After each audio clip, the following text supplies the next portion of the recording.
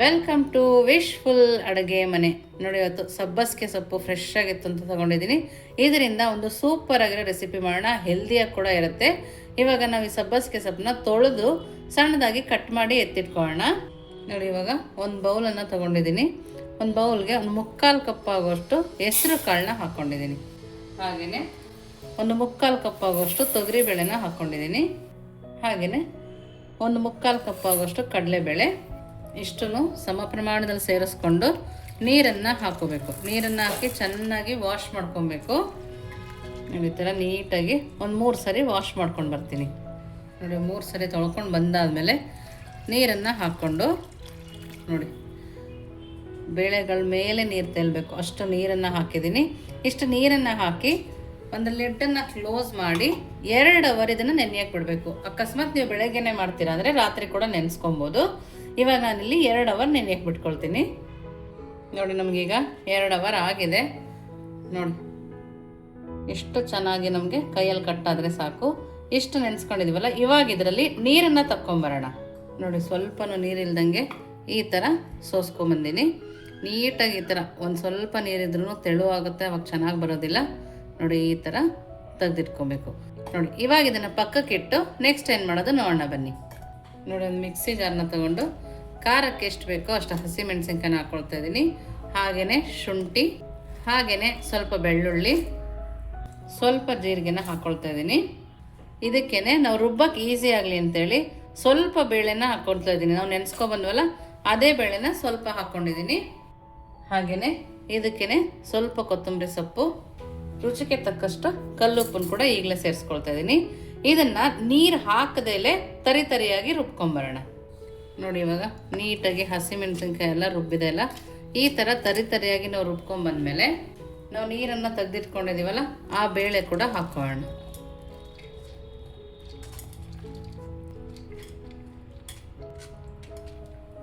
ನೋಡಿ, ಈ ಥರ ಬೇಳೆ ಹಾಕ್ಕೊಂಡು ತರಿಯಾಗಿ ರುಬ್ಕೋಬೇಕು. ನೀರನ್ನು ಹಾಕಬಾರ್ದು. ಅದೇ ಥರ ನಾವು ಇದನ್ನು ರುಬ್ಕೊಂಬರೋಣ.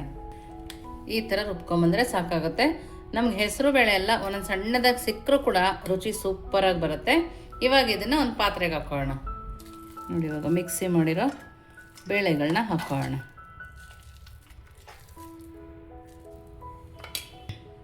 ನೋಡಿ, ಎಲ್ಲ ಬೇಳೆ ಹಾಕೊಂಡ ನಂತರ ಸ್ವಲ್ಪ ತೆಂಗಿನಕಾಯಿ ತುರಿನ ಹಾಕ್ಕೊಳ್ತಾ ಇದ್ದೀನಿ. ಕೆಲವೊಬ್ರು ಮಿಕ್ಸಿಗೆ ಕೂಡ ಹಾಕ್ಕೊಳ್ತಾರೆ. ನಾನು ಇದೇ ಥರ ತುರಿನ ಹಾಕ್ಕೊಳ್ತಾ ಇದ್ದೀನಿ. ಸ್ವಲ್ಪ ಸಣ್ಣದಾಗಿ ಕಟ್ ಮಾಡಿರೋ ಕೊತ್ತಂಬರಿ ಸೊಪ್ಪು, ಹಾಗೆಯೇ ಸಬ್ಬಸಿಗೆ ಸೊಪ್ಪು, ಸಣ್ಣದಾಗಿ ಕಟ್ ಮಾಡಿರೋ ಈರುಳ್ಳಿ. ನೋಡಿ, ಇಷ್ಟನ್ನು ಹಾಕ್ಕೊಂಡಿದ್ದೆಲ್ಲ ನೀಟಾಗಿ ಕೈ ಆಡಿಸ್ಕೊಳ್ಳೋಣ. ತೆಂಗಿನಕಾಯಿ ತುರಿ, ಈರುಳ್ಳಿ, ನಾವು ರುಬ್ಕೊಂಬಂದಿರೋ ಬೇಳೆ ಎಲ್ಲದನ್ನು ಚೆನ್ನಾಗಿ ಮಿಕ್ಸ್ ಮಾಡ್ಕೊಬೇಕು. ತುಂಬಾ ಟೇಸ್ಟಿಯಾಗಿರುತ್ತೆ, ಹೆಲ್ದಿಯಾಗಿ ಕೂಡ ಇರುತ್ತೆ, ಲಂಚ್ ಬಾಕ್ಸಿಗೆ ಕೂಡ ಆಗುತ್ತೆ. ಮಳೆ ಬರಬೇಕಾದ್ರೆ ಕೂಡ ಸೂಪರಾಗಿ ಮಾಡ್ಕೋಬೋದು. ನಾನು ಎಣ್ಣೆನೇ ತಿನ್ನಲ್ಲ, ಡಯಟ್ ಮಾಡ್ತೀನಿ ಅನ್ನೋರಿಗೆ ಕೂಡ ಒಳ್ಳೆ ರೆಸಿಪಿ ಅಂತಲೇ ಹೇಳ್ಬೋದು. ನೀವಿನ್ನೂ ನಮ್ಮ ವಾಟ್ಸಪ್ ಗ್ರೂಪಿಗೆ ಜಾಯಿನ್ ಆಗಿಲ್ಲ ಅಂದರೆ ವಿಶ್ಫುಲ್ ವಾಟ್ಸಪ್ ಗ್ರೂಪ್ಗೆ ಜಾಯಿನ್ ಆಗೋದನ್ನು ಮರಿಬೇಡಿ. ಹೊಸ ಹೊಸ ರೆಸಿಪಿಗಳನ್ನ ನೀವು ಅಲ್ಲಿ ಕೂಡ ನೋಡ್ಬೋದು. ನಿಮ್ಗೆ ಯಾವ ರೆಸಿಪಿ ಬೇಕಂದ್ರೂ ಕೂಡ ಅಲ್ಲಿ ಕಮೆಂಟ್ ಮೂಲಕ ತಿಳಿಸ್ಬೋದು. ನೋಡಿ, ಇವಾಗ ಈ ಥರ ಕಲಸಿದ್ಮೇಲೆ ಇದನ್ನು ಸ್ವಲ್ಪ ಹೊತ್ತು ಪಕ್ಕಕ್ಕೆ ಎತ್ತಿಡೋಣ. ನೆಕ್ಸ್ಟ್ ಏನು ಮಾಡೋದು ನೋಡೋಣ ಬನ್ನಿ. ನೋಡಿ, ಇವಾಗ ಒಂದು ಮಿಕ್ಸಿ ಜಾರ್ನ ತೊಗೊಂಡಿದ್ದೀನಿ. ಅದಕ್ಕೆ ಸ್ವಲ್ಪ ತೆಂಗಿನಕಾಯಿನ ಹಾಕೋಣ. ಹಾಗೆಯೇ ಸ್ವಲ್ಪ ಕಡಲೆ, ಸ್ವಲ್ಪ ಬೆಳ್ಳುಳ್ಳಿ, ಹಾಗೆಯೇ ಖಾರಕ್ಕೆ ನಿಮ್ಗೆ ಎಷ್ಟು ಬೇಕೋ ಅಷ್ಟು ಹಸಿಮೆಣಸಿನ್ಕಾಯಿ, ಸ್ವಲ್ಪ ಕೊತ್ತಂಬರಿ ಸೊಪ್ಪು, ರುಚಿಗೆ ತಕ್ಕಷ್ಟು ಉಪ್ಪನ್ನು ಸೇರಿಸ್ಕೊಂಡು ಸ್ವಲ್ಪ ನೀರು ಹಾಕಿ ಸಣ್ಣದಾಗಿ ರುಬ್ಕೊಂಬರೋಣ. ನೋಡಿ, ಈ ಥರ ರುಬ್ಕೊಂಬಂದಿದ್ದೀನಿ. ನಿಮಗೆ ತೆಳು ಬೇಕಂದ್ರೆ ತೆಳು ಮಾಡ್ಕೊಬೋದು. ನಾನಿಲ್ಲಿ ಗಟ್ಟಿ ಇರಲಿ ಅಂತೇಳಿ ಗಟ್ಟಿ ಚಟ್ನಿನ ಮಾಡ್ಕೊಂಡಿದ್ದೀನಿ. ನೋಡಿ, ಇದನ್ನು ಪಕ್ಕಕ್ಕಿಟ್ಟು ನೆಕ್ಸ್ಟ್ ಏನು ಮಾಡೋದು ನೋಡೋಣ ಬನ್ನಿ. ನೋಡಿ, ಒಂದು ಇಡ್ಲಿ ಪ್ಲೇಟ್ನ ತಗೊಂಡಿದ್ದೀನಿ. ನಾನು ಪಕ್ಕಕ್ಕೆ ನೀರು ಕೂಡ ಬಿಸಿ ಇಟ್ಕೊಂಡಿದ್ದೀನಿ. ನೋಡಿ, ಸ್ವಲ್ಪ ಎಣ್ಣೆ ಹಾಕ್ಕೊಂಡು ಎಲ್ಲ ಕಡೆಗೂ ಸರುಕೊಳ್ಳೋಣ. ಯಾಕೆಂದರೆ ನಾವು ಮಾಡಿ ಇಟ್ಕೊಂಡಾಗ ಅಂಟೋದಿಲ್ಲ. ನೋಡಿ, ಈ ಥರ ಮೋಲ್ಡ್ ಮಾಡಿ ಇಟ್ಕೊಂಡಿದ್ದೀನಿ. ಎಣ್ಣೆನ ನೀಟಾಗಿ ಸರ್ವಿ ಪಕ್ಕಕ್ಕೆ ಇಟ್ಕೊಂಡ್ಮೇಲೆ ನೋಡಿ, ನಾವು ಬೇಳೆದೆಲ್ಲ ಕಲಸಿಟ್ಕೊಂಡಿದ್ವಲ್ಲ, ಇದನ್ನು ಇನ್ನೊಂದು ಸರಿ ಚೆನ್ನಾಗಿ ಕಲಿಸ್ಕೊಳ್ಳೋಣ. ನೋಡಿ, ಈ ಥರ ನಿಮ್ಗೆ ಯಾವ ಸೈಜ್ ಬೇಕೋ ಆ ಸೈಜು ಉಂಡೆನಲ್ಲಿ ಮಾಡ್ಕೋಬೋದು. ನೋಡಿ, ಈ ಥರ ನೋಡಿ, ಎಲ್ಲದನ್ನು ಅದೇ ಥರ ಮಾಡಿ ಇಟ್ಕೊಳ್ಳೋಣ. ನಾನಿಲ್ಲಿ ಸಣ್ಣ ಸಣ್ಣದಾಗಿ ಮಾಡ್ಕೊಳ್ತಾ ಇದ್ದೀನಿ. ನೀವು ತುಂಬ ದೊಡ್ಡದು ಬೇಕಿದ್ರೂ ಮಾಡ್ಕೋಬೋದು. ಸಣ್ಣ ಸಣ್ಣದಾಗಿ ಮಾಡ್ಕೊಂಡಾಗ ನೀಟಾಗಿ ಬೇಯುತ್ತೆ, ಹಾಗಾಗಿ ನಾನಿಲ್ಲಿ ಸಣ್ಣದಾಗಿ ಮಾಡ್ಕೊಳ್ತಾ ಇದ್ದೀನಿ. ನೋಡಿ, ಎಲ್ಲದನ್ನು ಇದೇ ಥರ ಮಾಡ್ಕೊಂಬರೋಣ. ನೋಡಿ, ಮಾಡ್ಕೊಂಡಿರೋದನ್ನು ಈ ಥರ ನಿಧಾನಕ್ಕೆ ಇಟ್ಕೊಂಬರ್ಬೇಕು. ನೋಡಿ, ಈ ಥರ ನೋಡಿ ಎಲ್ಲದನ್ನು ಈ ಥರ ರೆಡಿ ಮಾಡ್ಕೊಂಡಿದ್ದೀನಿ. ನೋಡ್ತಾ ಇದ್ದೀರಲ್ಲ, ಇದನ್ನು ನೀವು ಸ್ಟೀಮರ್ ಇದ್ದರೆ ಸ್ಟೀಮರಲ್ಲಿ ಕೂಡ ಮಾಡ್ಕೋಬೋದು. ಇವಾಗ ಇದನ್ನು ನೋಡಿ, ಇಲ್ಲಿ ಪಕ್ಕದಲ್ಲಿ ನೀರು ಕಾಯಕ್ಕಿಟ್ಟಿದ್ದೆಲ್ಲ ನೋಡಿ, ಚೆನ್ನಾಗಿ ಕುದೀತಾ ಇದೆ ನೀರು. ಇವಾಗ ಇದರೊಳಗಡೆ ಇಟ್ಕೊಳ್ಳೋಣ. ಇದರೊಳಗಡೆ ಇಟ್ಟು ಲಿಡ್ಡನ್ನು ಕ್ಲೋಸ್ ಮಾಡಿ 15 ನಿಮಿಷ ಮೀಡಿಯಮ್ ಫ್ಲೇಮಲ್ಲಿ ಇಟ್ಟು ಬೇಯಿಸ್ಕೊಂಬರೋಣ. ನೋಡಿ, ಇವಾಗ ಸ್ಟೀಮ್ ಆಗಿದೆ. ನೋಡಿ, ಎಷ್ಟು ಚೆನ್ನಾಗಿ ಬೆಂದಿದೆ ಅಲ್ಲ, ತುಂಬ ನೀಟಾಗಿ ಬೆಂದಿದೆ. ನಾವಿವಾಗ ಇದನ್ನು ತಣ್ಣಗಾಕಿ ಪಕ್ಕಕ್ಕೆ ಎತ್ತಿಟ್ಟು ನೆಕ್ಸ್ಟ್ ಏನು ಮಾಡೋದು ನೋಡೋಣ ಬನ್ನಿ. ನೋಡಿ, ಹಬೆ ಒಡೆ ತಣ್ಣಗಾಗೋ ಅಷ್ಟರೊಳಗೆ ನಾನಿಲ್ಲೊಂದು ಬಾಣಲಿನಲ್ಲಿ ಎಣ್ಣೆನ ಕಾಯಕ್ಕೆ ಇಟ್ಕೊಂಡಿದ್ದೆ. ಆ ಎಣ್ಣೆ ಒಳಗಡೆ ಅದೇ ಹಬೆ ಒಡೆಗೆ ಹೆಂಗೆ ಮಾಡ್ಕೊಂಡಿದ್ದೋ ಅದೇ ಥರ ಒಡೆ ಥರ ಮಾಡ್ಕೊಂಡು ಇದ್ರೊಳಗಡೆ ಹಾಕೋಣ. ಯಾರಿಗೆ ಹಬೆನಲ್ಲಿ ಇಷ್ಟ ಆಗಲ್ವೋ ಅವ್ರು ಈ ಥರ ಎಣ್ಣೆಯಲ್ಲಿ ಕರೆದು ಕೊಡ್ಬೋದು. ಒಂದೇ ಸರಿ 2 ಥರ ವೆರೈಟಿನ ನಾವಿಲ್ಲಿ ಮಾಡ್ಬೋದು. ಟೈಮ್ ಕೂಡ ಉಳಿಯುತ್ತೆ ಮತ್ತು ಡಿಫ್ರೆಂಟಾಗಿ ಕೂಡ ಇರುತ್ತೆ.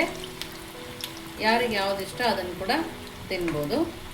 ನೋಡಿ, ಇವಾಗ ಮೀಡಿಯಮ್ ಫ್ಲೇಮಲ್ಲಿಟ್ಟು ನಾವು ಇದನ್ನು ಕರ್ಕೋಬೇಕು. ಹಾಕಿದ ತಕ್ಷಣ ಇದಕ್ಕೆ ಕೈ ಆಡಿಸ್ಬಾರ್ದು, ನಿಧಾನಕ್ಕೆ ಮಾಡ್ಕೋಬೇಕು, ಇಲ್ಲಾಂದರೆ ಕಟ್ಟಾಗುತ್ತೆ. ನೋಡಿ, ಎರಡೂ ಕಡೆ ತಿರುಗಿಸಿ ಸ್ವಲ್ಪ ಬೇಯಿಸ್ಕೋಬೇಕು. ನೋಡಿ, ನಮಗೆ ಈ ಕಲರ್ ಬಂದಮೇಲೆ ನಾವು ತಕ್ಕೋಬೇಕು. ನೋಡಿ, ಗರಿ ಗರಿಯಾಗಿರುತ್ತೆ. ನೋಡಿ, ಎಲ್ಲದನ್ನು ಇದೇ ಥರ ಮಾಡ್ಕೊಂಡು ಬರೋಣ. ನೋಡಿ, ಹಬೆ ಒಡೆ ನೋಡಿ ಎಷ್ಟು ಚೆನ್ನಾಗಿ ಬಿಡ್ತದೆ. ನೋಡಿ, ಪ್ಲೇಟಿಗೆ ಕೂಡ ಅಂಟಿಲ್ಲ, ಅಷ್ಟು ಚೆನ್ನಾಗಿ ಬರ್ತಾಯಿದೆ. ನೋಡ್ತಾ ಇದ್ರಲ್ಲ, ನೀಟಾಗಿ ಕೂಡ ಬೆಂದಿದೆ. ಅವು ನೋಡೋದಕ್ಕೆ ಸಕ್ಕದಾಗಂತೂ ಕಾಣಿಸ್ತಾ ಇದೆ. ಒಳಗಡೆ ಕೂಡ ನೋಡಿ ತರಿಯಾಗಿ ತುಂಬಾ ಚೆನ್ನಾಗಿದೆ. ನೋಡಿ, ಇದನ್ನು ಯಾವ ಥರ ತಿನ್ನೋದು ನೋಡೋಣ ಬನ್ನಿ. ನೋಡಿ, ಇವಾಗ ಹಬೆ ಒಡೆ ವಾವ್, ಸಕ್ಕದಾಗಂದರೆ ಸಕ್ಕದಾಗಿದೆ. ನೋಡಿ, ಎಷ್ಟು ಬೇಕಾದ್ರೂ ಖಾಲಿ ಆಗುತ್ತೆ. ಮಕ್ಕಳಿಂದ ಹಿಡಿದು ದೊಡ್ಡವ್ರಿಗೆ ಖುಷಿಯಿಂದ ತಿಂತಾರೆ. ಮತ್ತು ಆಯಿಲ್ ಕೂಡ ಕಡಿಮೆ ಇದೆ. ನೋಡಿ, ಹಾಗೆಯೇ ಬಿಸಿ ಬಿಸಿ ವಡೆ, ಇದನ್ನು ಎಣ್ಣೆನಲ್ಲಿ ಕರೆದಿರೋದು. ಒಂದೇ ಹಿಟ್ಟಲ್ಲಿ 2 ಥರ ನಾವು ಇದನ್ನು ಮಾಡ್ಕೊಂಡಿರೋದು. ನೋಡಿ, ತುಂಬ ಚೆನ್ನಾಗಿರುತ್ತೆ. ನೋಡಿ, ಇದಕ್ಕೇ ನಾವು ಮಾಡ್ಕೊಂಬಂದಿರೋ ಚಟ್ನಿನ ಹಾಕೋಣ. ಚಟ್ನಿಗೆ ಒಗ್ಗರಣೆ ಬೇಕಿದ್ರೂ ಹಾಕೋಬೋದು, ತೆಳುವಾಗಿ ಬೇಕಿದ್ರೂ ಮಾಡ್ಕೋಬೋದು. ನೋಡಿ, ಫಸ್ಟು ಹಬೆ ವಡೆ ಜೊತೆ ಟೇಸ್ಟ್ ಮಾಡೋಣ. ನೋಡಿ, ಚಟ್ನಿ ಜಾಸ್ತಿ ಇಷ್ಟಪಡೋರು ಜಾಸ್ತಿ ಹಾಕೋಬೋದು. ತುಂಬ ಚೆನ್ನಾಗಿದೆ. ನೋಡಿ, ಈ ವಡೆ ತುಂಬ ಕ್ರಿಸ್ಪಿಯಾಗಿದೆ. ನೋಡಿ, ಒಳಗಡೆ ಸಾಫ್ಟಾಗಿ, ಮೇಲ್ಗಡೆ ಲೇಯರ್ ತುಂಬ ಕ್ರಿಸ್ಪಿಯಾಗಿ ಬಂದಿದೆ. ಇದನ್ನು ಚಟ್ನಿ ಇಲ್ಲದೆ ಕೂಡ ತಿನ್ಬೋದು. ಫಸ್ಟ್ ಕ್ಲಾಸ್ ಆಗಿದೆ ಅಂತಲೇ ಹೇಳ್ಬೋದು. ಖಂಡಿತವಾಗೂ 2 ರೆಸಿಪಿನ ನೀವು ಮನೇಲಿ ಟ್ರೈ ಮಾಡಿ ಹೇಗೆ ಬಂತು ಅಂತ ಕಮೆಂಟ್ ಮೂಲಕ ತಿಳಿಸೋದನ್ನು ಮರಿಬೇಡಿ. ನೀವಿನ್ನೂ ನಮ್ಮ ಚಾನಲ್ ಲೈಕ್ ಮಾಡಿಲ್ಲ ಅಂದರೆ ಲೈಕ್ ಮಾಡಿ, ಶೇರ್ ಮಾಡಿ, ಸಬ್ಸ್ಕ್ರೈಬ್ ಮಾಡಿ. ವಿಶ್ ಫುಲ್ ಅಡುಗೆ ಮನೆಗೆ ಥ್ಯಾಂಕ್ ಯು.